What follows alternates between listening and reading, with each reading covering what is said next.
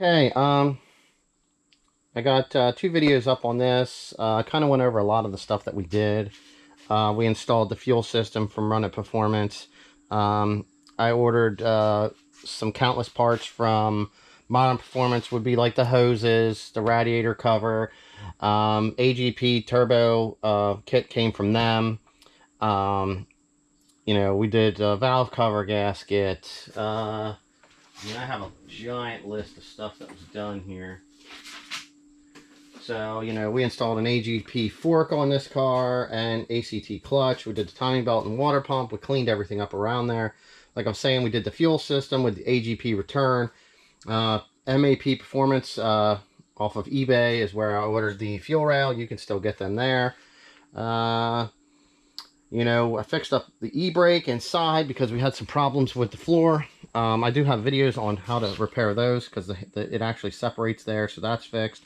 We adjusted our e-brake, shoes in the back. We did install some Moog lower front control arms on this car also to stiffen up the front suspension because we had wear in our rear bushings. It was kind of bad. I did install a third gear shift extender. There was no issues with the transmission, but we did take care of putting that in.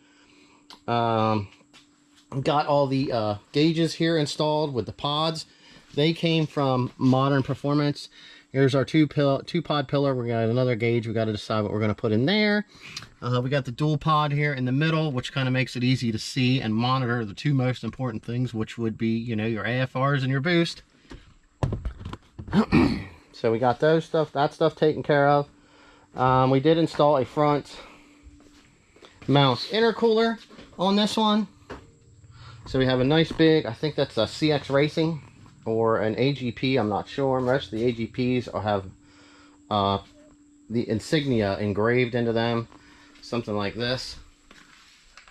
But that's why I think this one is a CX Racing. It was used when I got it, so I don't know.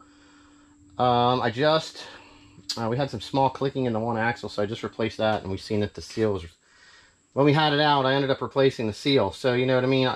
I replaced, weird things here. It seemed to be quite often. This was missing the alternator shield, so I put that in, readjusted that. Man, it's just, new air filter. We put new injectors in here. It's besides cleaning everything up, we changed all of the fluids. So we went through all that stuff. We were doing our tuning using an Diablo i1. Okay, Diablo Sport. So we did get the tuning and stuff taken care of. This is a whole lot different compared to the older Blue Predators. You have to use the computer to log with them. This will actually log on here, and it's totally different. This thing will log on here, and then you just plug it in, and then you can transfer your logs off of this like it would be like a USB drive, or transfer your tune from your computer out of the email back onto this, just like this is a USB drive.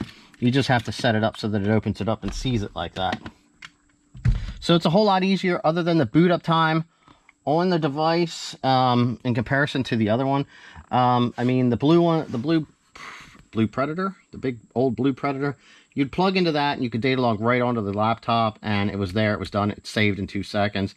This thing here, you sit here and you're trying to do your idle log, and most of them want anywhere from, like, I don't know, 5, 8, 10 minutes logs.